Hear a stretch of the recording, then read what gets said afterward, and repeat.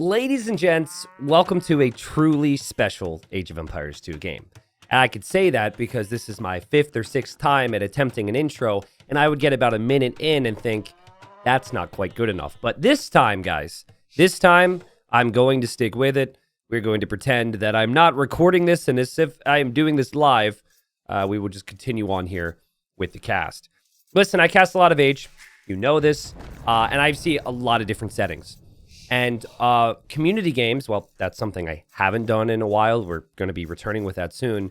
Community games feature a lot of the settings that Age has that aren't seen in competitive tournaments that frequently.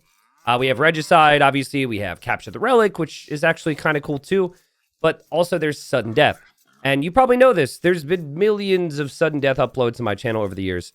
And it's really fun. But very rarely do pros actually play these settings. Usually that is something just for community-oriented things. But there's a tournament right now called Sudden Disaster, and it is a 1v1 sudden death tournament. So in the yellow here, we've got the Viper, one of the favorites to win it all. And the Viper, at this point in time, was up 2-1 in a best of 5. And he was saying he had something planned. Now, I was watching him, I was listening to him, and when Viper says he has something planned, you got to pay attention to it. But I wasn't really sure what it was, and I had some plans, and I ended up casting some other things. And man, oh man, did I miss this one. So Viper's playing as the Khmer. In the blue, we've got Sizkan, who's playing as the Saracens. Now, Sizkan, you probably don't know him like you know the Viper. Really good player. This is a player from France who's been getting better and better. Elo is 2,500. For perspective, Viper's around 2,700. Top 50 player.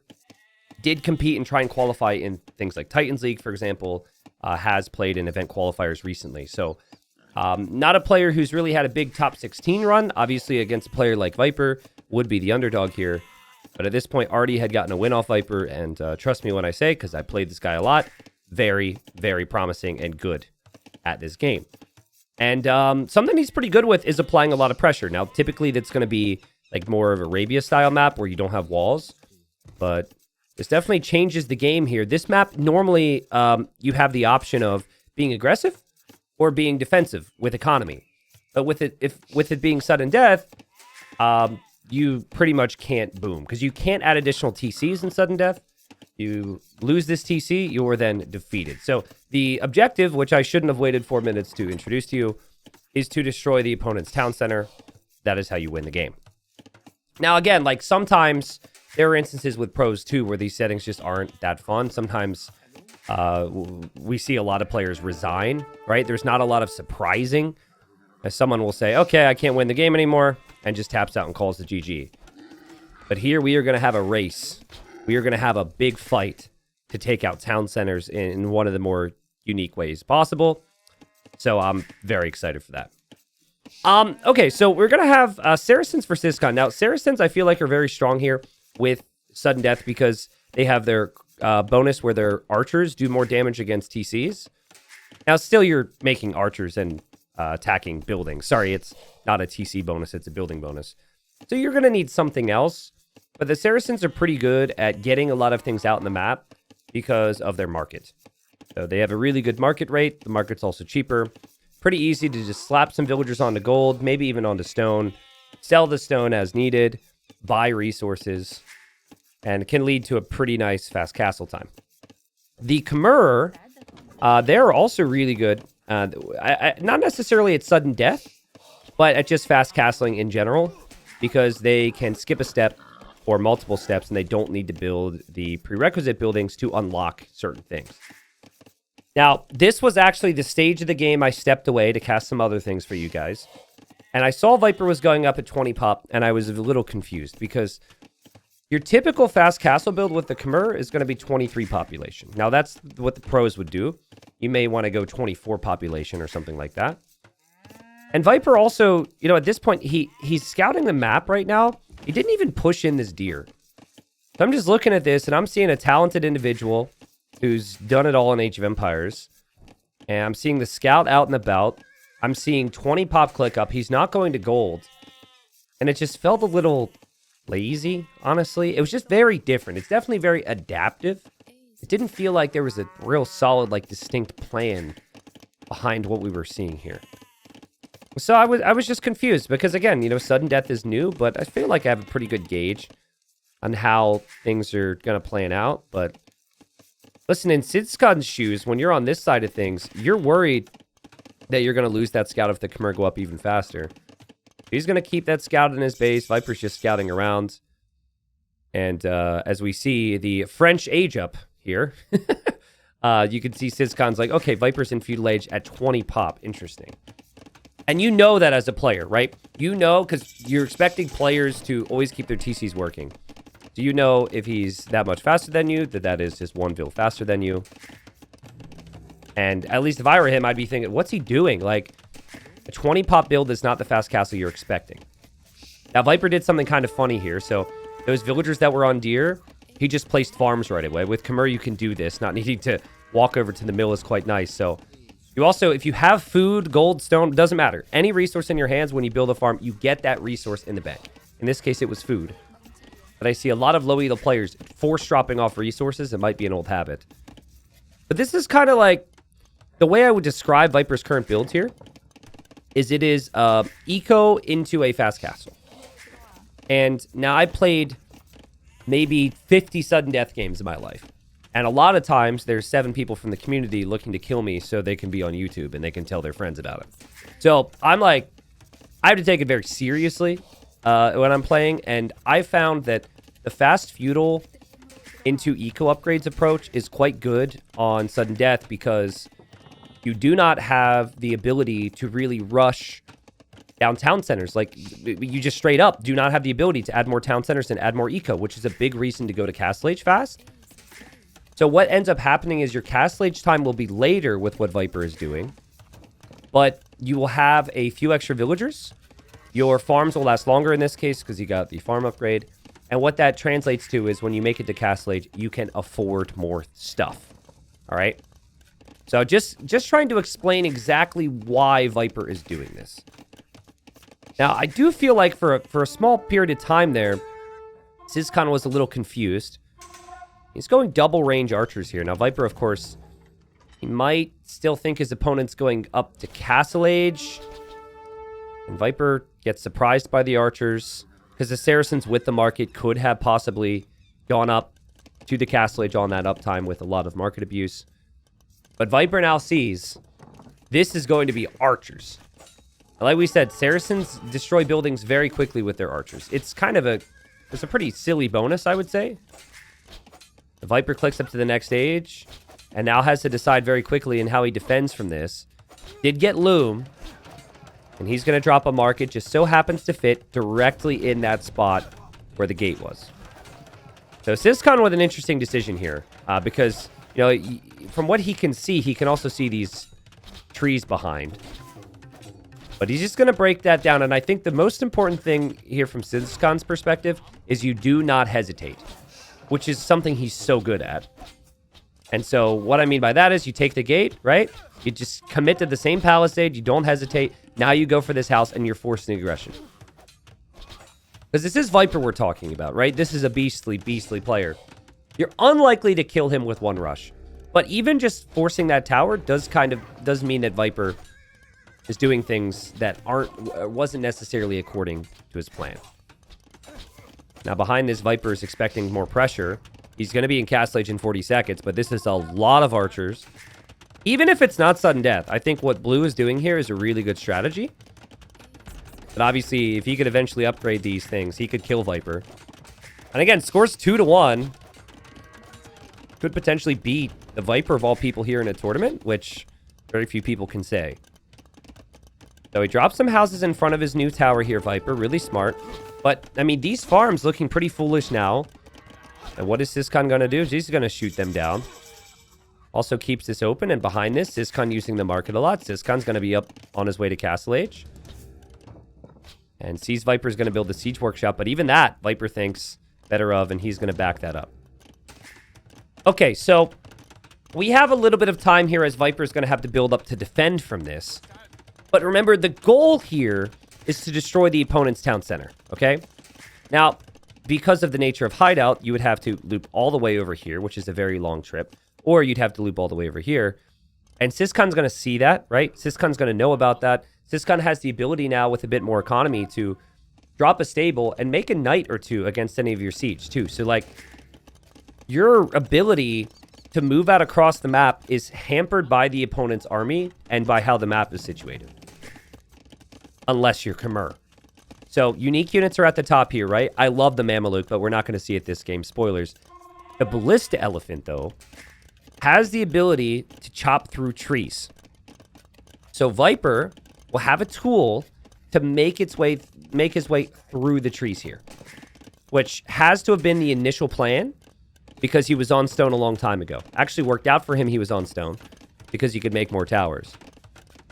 The Viper's going to place a castle in an area that protects most of his base. Now, you know, I'm me and Viper's Viper, but honestly, I don't like the castle spot. I would have liked to see the castles here, touching the mill, because I think it would protect a little bit more. It does seem quite vulnerable over here still. Then again, the opponent's pushing from this direction, and I'm really splitting hairs, but I think Viper's thinking because the pressure is always going to come this way, the opponent's never going to go this way. This castle is going to be more than fine. Now, remember I talked about how you need eco. Ballistas, they cost food and gold. The Viper's castle is going to look normal because it is to protect himself, right? The Scorpions with the Khmer are very strong as well. Perfect against archers and Syscon. Maybe should have hesitated here. He wasn't hesitating before. Maybe should have here. He goes double monastery, just continues to use the market. Look at this guy. He's still on sheep. He's got, what, 5 farms for food? And everything else is just buying and selling at the market. It's very strong. And so he's going to go for redemption.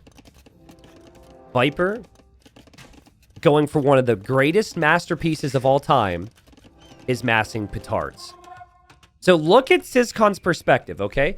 Last he checked, Viper has gone for tower defense. He doesn't know about the castle yet. But the thing is, the castle is a very natural thing for someone to build when they're trying to defend their town center in sudden death. Syscon's a pro, right? He's playing Arabia. He's playing high-level Age all the time. Sudden death is very different from that. And I guarantee you Syscon's never used a Ballista Elephant to cut a tree. Syscon might message me later and say I'm wrong there. But I think that's a pretty bold guess. And so I don't know if Viper knew that Syscon didn't know about the castle yet, but logic would tell you Syscon has no clue. Now Syscon has the answer to the Scorpions with some monks. And now he's going to add his own siege. And here he moves. And look at what he sees here, okay? This whole game is a masterpiece. He sees the castle. Now, if Viper were massing ballistas or doing anything, massing units, and he kept them inside that castle, which is very, very common, that could maybe send off some alarm bells for Syscon. But Viper is massing the petards this way, with the goal of destroying the opponent's TC and knowing full well that Syscon is going to be coming for his TC as well. Now, I love how Syscon doesn't hesitate, like we said before. Like, he says, okay, castle, I see an opening. I have to push here. He kills the scout from Viper as well, which is great for any random monks that might be coming over. Viper's going to research devotion, so he resists conversion, but here he goes. And the ballistas are cutting through the trees. Now, guys, you need 5 petards to connect with a TC to destroy it. Viper's moving forward with some insurance here. He's moving forward with 8. There's going to be a 9th coming. This is Syscon's point of view. I mean, this is early, right? This is early. There's a lot of pressure happening. Viper could lose his TC against Saracen soon. Syscon's doing his thing. He's focusing on the front. He's like, I'm going to kill the Viper. Meanwhile, as he is going to melt this tower here pretty quickly and starting to make his move, healing up his crossbows too. He does not see this. He doesn't sense it. He has seen nothing that should really tell him that this is coming. Except for, I don't know, maybe Viper's name? The Ballista Elephant's making his way. And Syscon is going to notice this because the Ballista Elephant attacks the villagers. The attack signal played. Syscon noticed that. Bit of a mistake there from Viper. And now he has to be careful not to waste petards. Because we see fortifications in front. You need to use the petards to destroy them. If you use multiple, which is possible, you could throw this. Viper has to take out a house. Viper's got 6 petards. And he wins the game. Anyone else just get chills? Because I did. I mean, I got chills the first moment I saw this. This is truly one of the greatest masterpieces I've ever seen. High-level Age of Empires, had to play defense against a crazy aggressive player, and also he disguised it perfectly, right? There was nothing from Syscon's perspective, again, beyond Khmer, beyond it being the Viper, that gave him any clues that this was happening. He didn't get a glimpse at a Ballista Elephant. He didn't get a glimpse at a Petard. He didn't see flags unnecessarily on castles, though I guess there was one villager now. And it was so quick, right? It was so speedy from the Viper, and he knew he needed to have more Petards. So it was a legendary game. This goes up there with one of these old videos that I made where MBL, a pro player, played with members of the community, and there was an epic Petard rush there. I'm going to leave you with a couple things here, guys. It's not going to be your typical outro. I'm going to leave you with the reaction from Syscon now, and then the reaction from Viper, leading towards the moment that I suggest you rewatch if you can stomach the old graphics, which will, of course, be linked in the description then if you want the full video. Just because I am so about this, and I feel like you need to appreciate this in its fullest. An epic game of Age of Empires 2. Viper, of course, won the series. And I'll be bringing more sudden death content to you guys here soon. But enjoy the conclusion here. Enjoy the moment in its fullest. An absolute masterpiece with Petards.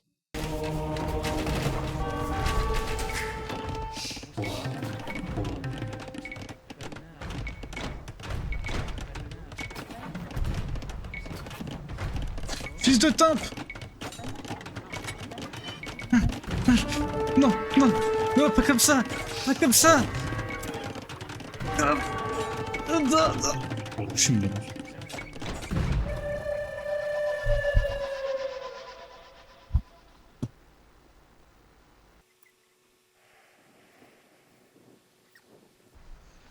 Putain, quel giga chien! Putain, j'étais en train de le détruire, quoi, il était mort! Right now he's busy microing, right? Okay.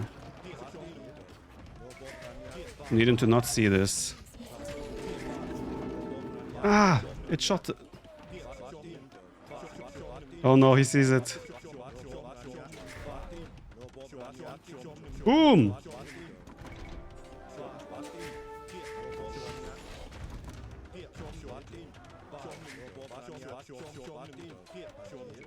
Split! I only have 6. Not sure if this is enough.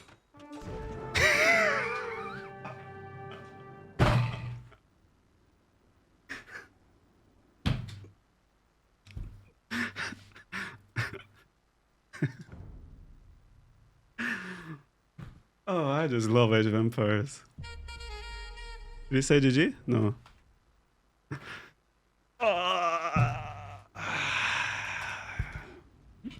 I'm so happy this worked.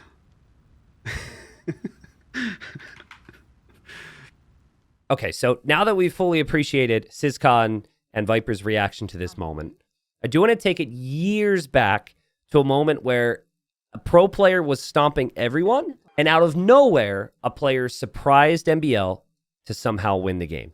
Look at this. MBL, every time a wall goes down, he places another one. He's dead. It's not enough, man. So once again, guys, if you want to watch that, it's a great watch. Old graphics, of course, and pretty crappy casting, but that's going to be in the description. And again, more sudden death content coming to the channel soon. This is a really cool tournament. I've also linked the cast from John Slow, the host, in the description too, if you wish to see the earlier games of Syscon and the Viper. Thanks for watching, guys, and I'll see you in the next one.